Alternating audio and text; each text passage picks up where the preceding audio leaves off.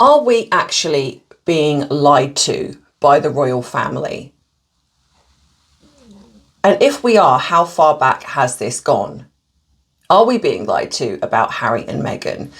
And one of the reasons I ask this is because of a book that has come out. It came out in August and it was written by Andrew Lownie, and it's called entitled The Rise and Fall of the House of York. If you are sick of the lies that we're being fed, especially in the mainstream media, whether it's just to do with what is kind of going on in the world, but in what I do in regards to celebrity or the royal family, then this could be the channel for you. If you enjoy this content, then please don't forget to like the video and maybe subscribe and click all on the notification bell so you do not miss future uploads. My name is Ems, I'm a qualified UK therapist, and I've been in this field for well over 20 years studying body language and behaviour. So hopefully I can bring you the truth of what is really going on. So if you're still here, go grab your drink of choice, sit back, relax, and let's dive right in.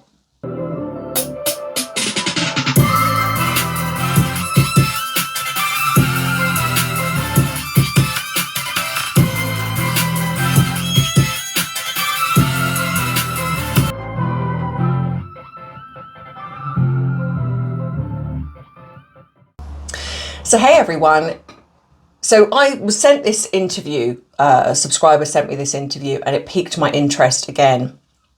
And it did make me wonder, why are we not seeing this circulated? Certain things in regards to Harry and Meghan we know blow up because people have this curiosity and this need to understand what is really going on with Harry and Meghan and why they're getting away with what they're getting away with. But I think that this ties in with that. So this autobiographer, well, he's an author, his name is Andrew Lownie, and he has written this book and it's called entitled The Rise and Fall of the House of York.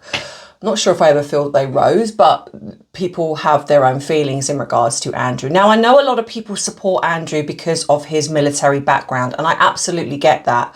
But I think we have to separate what Andrew did back then to what we're seeing and reading about now. And I know that some people believe that he is a scapegoat, especially in regards to the Epstein files and the Black Book. And to some degree, I do agree with that. I think there are far more bigger fish that are involved in this than Andrew. But until we actually get that released and we know credible proof of what's going on, then we are left with what we're left with. So the reason this piqued my interest was because I did a video a little while ago talking about the confrontation that supposedly happened between Harry and Andrew. And there was a discrepancy with the date. It was put in the book, it says 2013.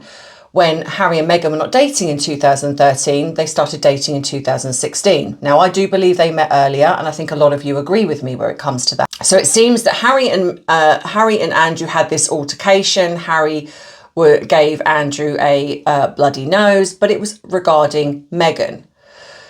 So my question is this, and this is why I feel that this is not being promoted in the mainstream media, because I actually do believe the royal family have put a stop to this, which is why when this guy sort of did the interview, he spoke about that, you know, that he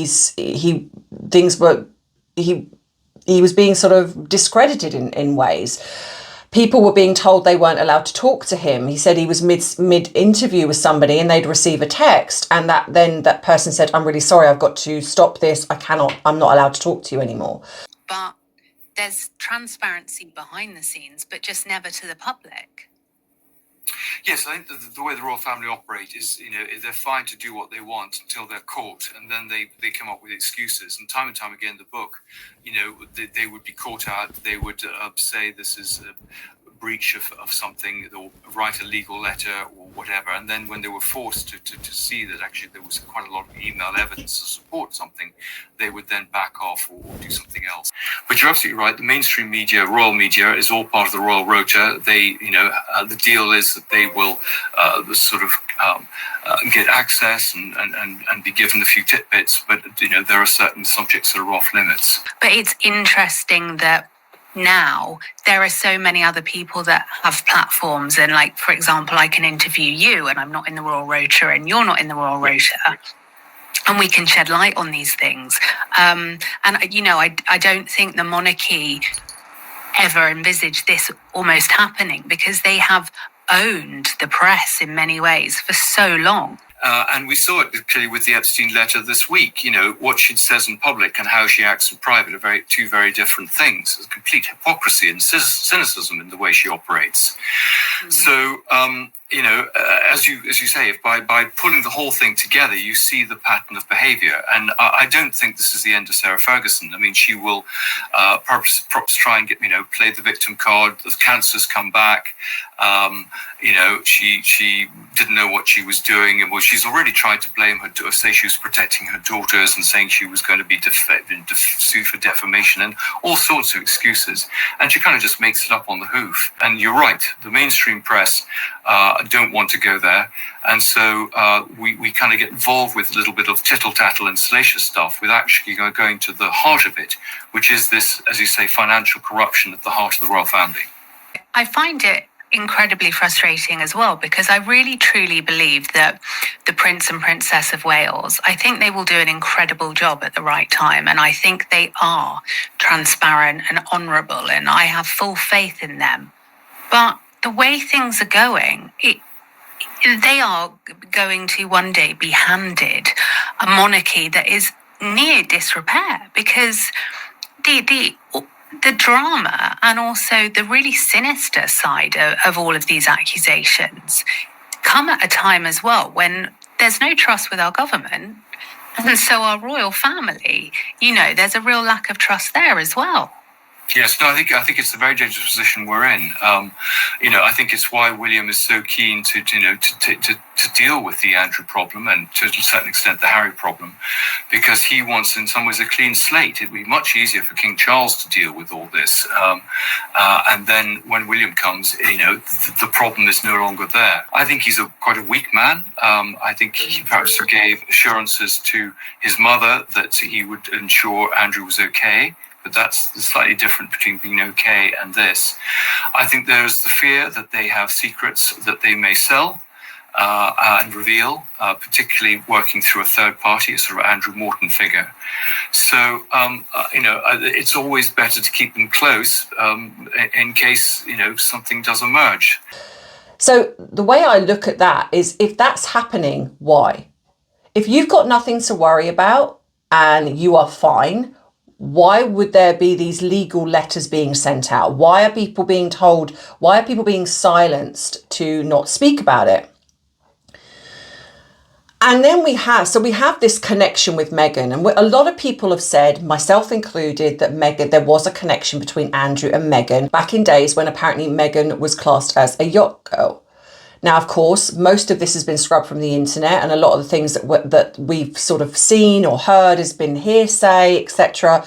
Even though I actually did speak to somebody who was part of the scene, and they admitted that there was a connection to Andrew, that apparently Andrew took a shine to Meghan. She was one of his ladies, and there was, and I will say alleged, because obviously there is no credible proof, that she tried the fake pregnancy thing and she tried to get through to Sarah, but Andrew then shut all communication, refused to see her, and then it sort of went quiet. Now, it's my then belief that that is when Meghan decided to get revenge and started to find her way into the royal family as much as she possibly could, which is where Harry comes into it. We know that Meghan is a grifter. We know that. We know that she grifted her way up and up and up until she got what she didn't secure in Harry.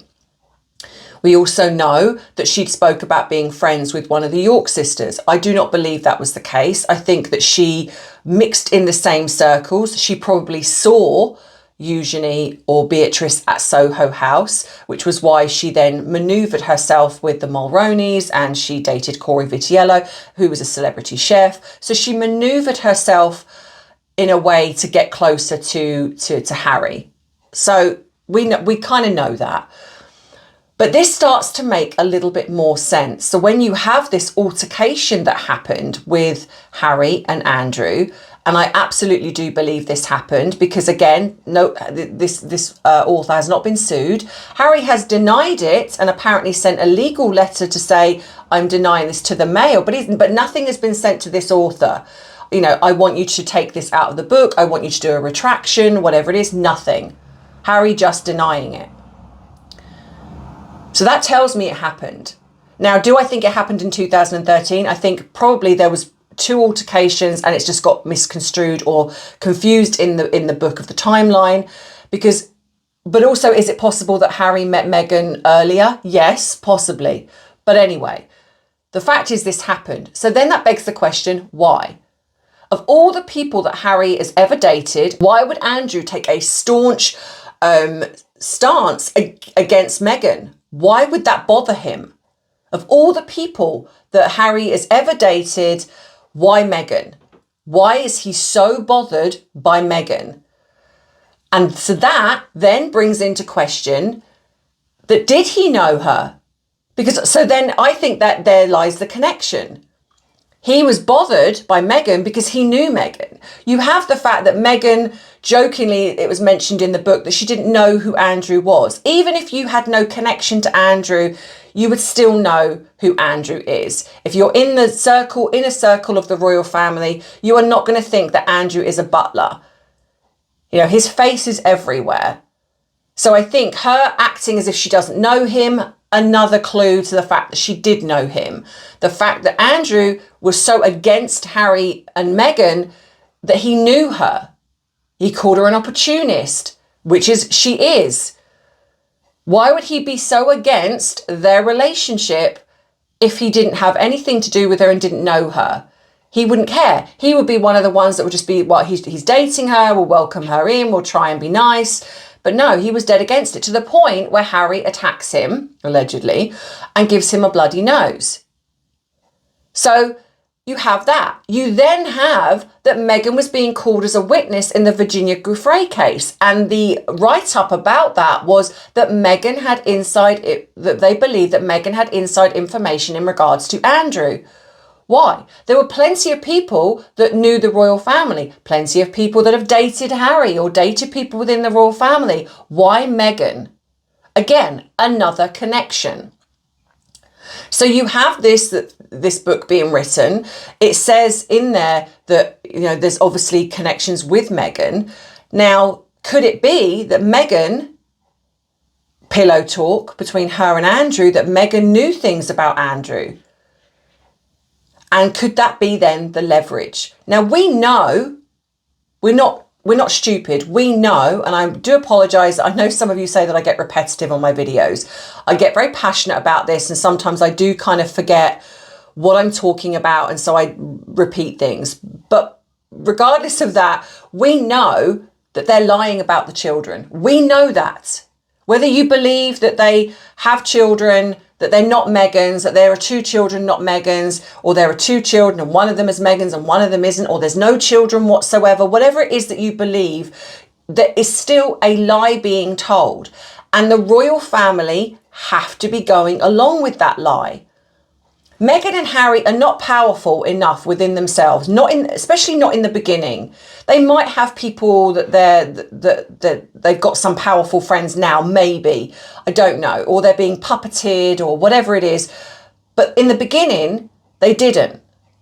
The only powerful connection was the royal family. So for the media to go along with the lie of the fake pregnancy, that had to be done by the royal family. Meghan and Harry didn't have the power to stop the media, but the late Queen did. The royal family did. So they had to know that there was this lie being told, and they had to make sure that it was covered up. So they knew. And I know that some people believe that they didn't and that they were sidelined. I don't. That's just my personal opinion. I don't believe that, because they had to have known from the beginning, or at least initially at a certain point in the beginning, that this was a fake pregnancy. Now, okay, we can argue the fact that the first few months maybe they didn't know, but at some point they did, because for them to control the media that way, it had to come from the royal family. We then know that the late Queen was part of the reason why Virginia Giuffre, bless her, obviously I know that she's passed now, so I don't want to speak ill of anything to do with that, but that she was paid off. Now, I know some people believe that it was close to the Jubilee, the Queen had ill health, and I was part of that as well, and I do believe that to some degree. But it's interesting that Meghan was being called as a witness. So I think that there's possibly, even if the late Queen didn't know everything, she certainly knew that there could be things that would be uncovered. Now, I do believe that Andrew would have lied to her and probably played it down and made it seem like, oh, you know, this is being blown out of proportion. But there have been things that are coming out now, especially in this book, that they both, Andrew and Fergie, Sarah Ferguson, knew Epstein a lot earlier than what we're being told. And the relationship was a lot more intense than what we're being told. So I understand that people have this, you know, that Andrew is made a scapegoat. Yes, I agree. I think that too. But it doesn't change the fact that I think there was definitely something going on there. I don't believe that he is being, what he's being accused of. I don't believe that he is, this word, because I've got to be careful what I say on YouTube. But was he a womanizer? Absolutely. He had multiple affairs. Is he a shady character? Absolutely. But I think he's somebody, I think he was sort of more in awe of Epstein in a sense. And he probably thought, oh, I've got this powerful friend and this is great. But there's things that are coming out that Sarah knew Ghislaine Maxwell. So there's something going on there. So then that does explain then how maybe Meghan is getting away with what she got away with. That how she infiltrated the royal family and was able to marry Harry. Because like I've said before, you've only got to look at the wedding. Harry, for most of it, looked miserable. The royal family most certainly looked miserable. And this was not a marriage made out of love. I'm sorry, it wasn't. So I think that she somehow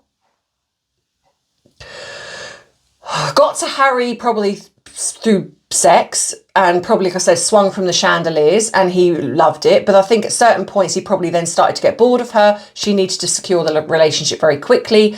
And I think that this whole thing with Andrew, I think it's all intertwined.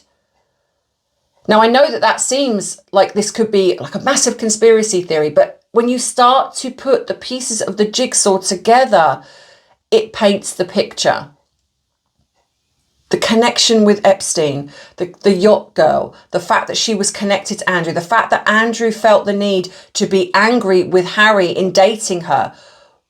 When, if he didn't know her, why? The fact that Meghan pretended not to know Andrew. The fact that, like I say, she was being called as a witness. All of these things create the picture that this is very, very deep rooted. Now, do I think, obviously, that William and Catherine are involved in every this? No, I don't. You've only got to look at the recent funeral of a member of the royal family, and you can see, I feel, that Andrew orchestrated and manoeuvred himself into that position to stand next to William. And you can see William's face. He is not happy at all. I think he despises Andrew. I think he now despises Harry, and he wants them out. But unfortunately, King Charles, I think where he's almost tied to a lot of what his mother has put in place, is not strong enough to do it. He's not strong enough to let Harry go. He's not strong enough to let Andrew go. And I think that there's probably the worry that if they do, then what else is going to come out? So his hands are sort of tied. Whereas I think William is going to be the one that can do it, because none of this is connected to him. None of it. And so if he comes out and then it shows that the royal family have hidden things, or, you know, a lot of people are going to forgive that because they're going to say, well, this is not William, you know, poor William has literally inherited all of this. This is not his fault. And if William comes into this and Catherine comes into this wanting transparency and wanting to show the royal family in a better way, then I think that will go a long way into keeping hold of the royal family. At the moment, because of the way King Charles is and his health perhaps as well, I think this explains why he's not doing anything about Andrew. He's not doing anything about Harry. Now, I know that people are, we're seeing in the media that Harry is coming back or he wants to come back. It is not as simple as that. He cannot just come back and be like, right, I want to take up some royal duties now. It doesn't work that way. So I think that if some people don't really quite understand how the royal family works, it doesn't work that way. There's things that have to be put in place. There's legalities, there's laws, etc. There's things that have to be done for Harry to come back as a working royal. And there is no way that I think that William would ever be okay with that. And I also believe there is no way that they would ever be okay with Meghan coming back here. So Harry cannot come back here in the long term without Meghan and without then exposing the truth about the children. So I think that Harry wants the half in, half out. And what I've been told and what I'm seeing is that Harry was told no. This is what he went back to his father for. If he was told no, and it has, in true Harry sense, he then reacted and did what he did. So I think that this is all intertwined. And then it makes sense now when people say, but why would the royal family lie about the children? There you go. Because if they're willing to lie about other things, then of course they're willing to go along with this lie. When you've got somebody like Meghan who probably holds some leverage in regards to, I know things about Andrew, I know things about the links with Epstein, and I want this to keep quiet, they're going to go along with it. So I do think that this is far more deep-rooted than what we're being told. When you've got somebody that writes a book like this and it's not being circulated, where he's being told to, or they're trying to silence him, he's getting, like he said he's getting negative reviews. He's never had negative reviews. All of a sudden he releases this book and he said, and I'm just getting these 1-star reviews. People are saying it's salacious. The media are going after him and saying this is also gossip and this is salacious and this is not true. He said, I've never had that. He said, he's not going to risk his reputation for a lie. He said, that's not the way he works. There are deeper connections here. There are things that are going on behind the scenes that we are not being made aware of. And the unfortunate thing is, due to the fact that so many people respected the late Queen, and I think she was caught between a rock and a hard place. I think her love for her son is outweighed a lot of things, and so she put up with a lot of things. And I think especially given later on as she got older, she certainly did that. And I know that a lot of people don't want to hear it, but it's there. We've only got to open our eyes, and it's disheartening. Of course it is, but I don't necessarily think that she did it in any malicious way. I don't. I think that she was caught between this rock and a hard place of monarchy, my son. I love my son. He's made terrible choices. So I think she tried to, in a sense, punish him by stripping him of the things that she stripped him of, taking away the HRH and things like that. But he was still able to do what he did. And he's still connected to the royal family, albeit that he's not involved in things, but he's trying to weasel his way back in. And Sarah is also doing the same thing. And unfortunately, I think that the two daughters have been collateral damage within that. And that's possibly why they are not sort of trusted within the royal circle as much, because of their parents. But I also think that Meghan utilised that when she started dating Harry. And I think she utilised that, stating that she was friends with, is it Eugenie? That's why I think that August was used. And if you now look at pictures, you can see that she no longer shows pictures of August. There was a time when she was openly showing pictures of the front of their faces. She was no issue. Suddenly, we're seeing she's doing exactly the same thing as what Harry and Meghan are doing, the backs of the head. So I do think that there was some kind of deal sort of struck of, they knew the lie. They knew the lie about the child, so they went along with it, and they were like, we could use, somehow use this to their advantage. And I think there's been a falling out, and now they're not able to now. I think each way you look at it, there's too many things that are showing that there's this intertwined, connected network of kind of something seedy going on there. I think they know. I think that, like I say, whether or not they knew from the very, very beginning, I don't know. Nobody does. But the fact is that if Harry and Meghan are able to lie about something as big as this, they have to have the backing of the royal family to do it. They haven't got, I mean, they might have friends now that have got some power and some sway, and they're able to wipe some things from the internet, but not back in the beginning. The power was the royal family. So if they're able to manipulate and control things that are coming out about the connection with Andrew and Epstein, then it's not a shock to think that if the connection is there with Meghan, that was the leverage, and they've used that to create this lie. And then that has continued with the lie with the girl.